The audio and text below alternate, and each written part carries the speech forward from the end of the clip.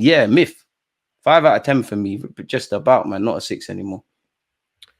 On Raheem Sterling, he has started training with the club. The club dropped out some clips on him. He does look very sharp, blood. I'm not gonna lie, you understand? And to be honest, during pre-season, obviously because of Lewis being on back again, I gotta keep my eye on them pussios a little bit more than I would like to. You get me? So obviously, man's watching their pre-season games, and Sterling was coming off the bench and making an impact, blood. You understand? He was actually playing well, so I was actually surprised when what happened at Chelsea. You get me? I thought Maresca was gonna have him as like one of the main starters, blood. You get me? So he does look like he's on decent form. Would you bring him into the side straight away for the North London derby? Because we're talking about a big game player. You look at his goal record in big games. He does turn up, blood. You get me? Assists, all of that. You understand?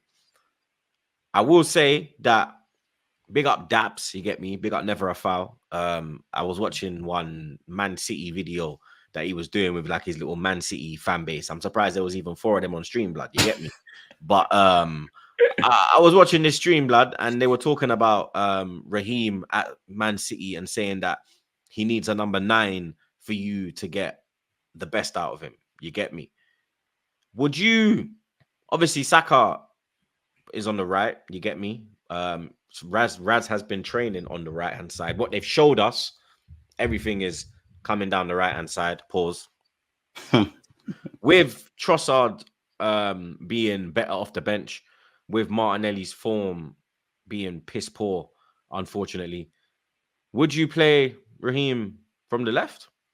It's a big chance, man. You know what? Like you said there, with the inconsistencies with the boys on the left-hand side, probably, you know what, going into the Spurs game, yeah, because, you know, beyond the obvious with Arsenal, he's got a point to prove. What better way to prove a point than to turn up in a quote-unquote big game and, you know, endear yourself to Arsenal's fan base than scoring against Spurs? Obviously, Postecoglou is not an idiot. Like, Sterling signed for us. They're probably doing their homework in that regards, but he probably expects Trossard or Martinelli to start. So, yeah, it gives us something. And them man play a high line. They're quite naive. Sterling's a killer on the transition. We know Sterling, back post, bread and butter. We know he's better when he's running in behind. So it's a shout, really and truly. It is a shout. Like you said, with the number 9, Kai Havertz is the closest thing we've got to that. So there's that. The only issue is, and I'm sure we're going to get onto it, who plays in midfield? Because if he puts Kai in midfield, who's up front? And then that kind of puts the Sterling thing redundant. I don't know if Jesus is fit, and I don't know if how fit is he? Because are you really going to start Sterling and Jesus if that was a thing? And how fit is Sterling? Because he ain't kicked a ball. He looks fit. He looks sharp. I'm sure he, you know, like you said, you was watching pre-season. So up until this point, he's been involved in the majority of the preparations. But how fit is he? But then again, if he can give us an hour, you might as well start him because you do have Trossard. So you know what? Kai, Saka and Sterling, run it, man. We ain't got much. Run it, man. What about Zinchenko? Would he be an option? Nah, come on, midfielder. Come on, Troopz, man. He plays that role for Ukraine. What do you mean? Yeah, you do that for Ukraine, bro. No, this is where I'll defend this crybaby politician bastard. Yeah, this is where I'll defend that bastard now. Yeah, dead that Troopz, man. This is where, yeah, because in going forward, I have no problem with him. He can move the ball quickly. Facts. He's good in the transition. He plays that role for his country. That's his best attribute, blood. You get me? Is the way he can move the ball and, you understand, in the midfield and cause an overload. You get me? Why are you so against him in the midfield? Because if you have Partey sitting, then you have him and Odegaard. Yes, 2 left footers, but you understand? Odegaard, I'm sure, can come from the right. Pause. Bro, if the sun was shining and we're playing at the Emirates and the team's sitting in their own half, Zinni, go and do your thing. If you go to sleep at left back, broski, you played the game.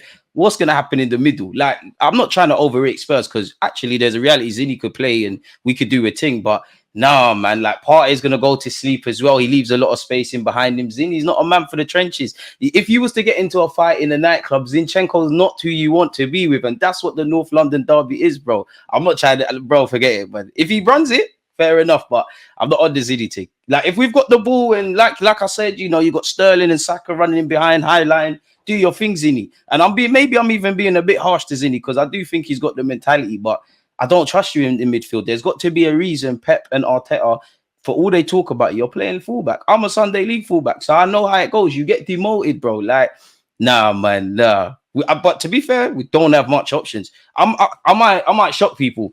I'd rather run Kai Havertz in midfield for that game than Zinni. Because at least Kai's gonna get stuck in, bro. And as you know, in reality, Kai's still gonna run in behind, bro. Zinni's not on the trenches thing, man. This is the trenches, bro. This is North London derby. It's all passion, desire, and all that tosh. Zinni's not helping us, bro, scheme, man. It's not. I'm not saying that we should. I'm just playing devil's advocate. You get me? I see what Arsenal Twitter are doing. I see them talking about Zinchenko playing in the midfield. So I'm just asking the question to the man, then, blood. You get me? Now he can run it, but not in this game, man. Not in this game, man. Not in this game, man. If anything, Odegaard's position. For me, Havertz has to start down the middle. Yeah, I want to play him up front. I think if we play in the midfield, because then who's going to play in the front? What I'd rather us have. You're right, but I'd rather us have stability in the middle than up front. We're kind of damned if we do, damned if we don't. You're right, Sterling. Havertz has to play up front. He gives us hold up play, knockdowns. He is going to drop into midfield, but I just think at least he's going to mock Sterling as well, and it would help Sterling, like you said. But it's like, well, go on for the middle, bro. Like you've got.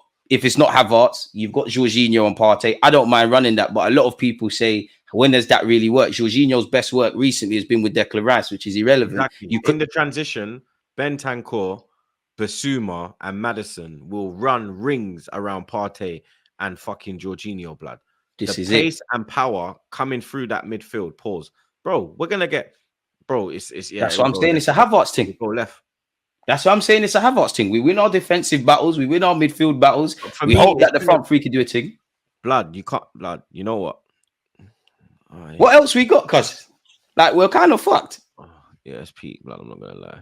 But like you said, I do want to see Kai Havertz play up front. And when you start moving pieces around, you start messing up the fluidity, and we're hardly at our sparkling best. This is why I'm happy I'm not Mikel Arteta, and this is why I get Edu and Arteta indirectly, because you lot knew the dynamics in the summer. You knew what we're trying to do. I don't think you're naive enough not to do that. You know how weak our squad depth is. We're all praying Partey comes back on that plane from Ghana and he's fine. But I don't think anyone's going to be shocked. We're in issues, even to the point where I saw someone say, do we run a back three? I don't think we're going to, but do we run that? Some are saying throw Ethan in the mix.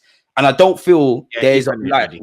Yeah, bro. I don't feel whether it's an Ethan thing. None of these things convince anyone. Away from home as well. Your first game. Come on, bro. Let's be real. Like baptism of fire, bro. That is beyond. Like I can't remember anyone that age being christened. It's a big ask for him. In a fucking North London derby, blood. We'll support him all the way, but it's a big ask, and it's one of them. Yeah, like it's peak, bro.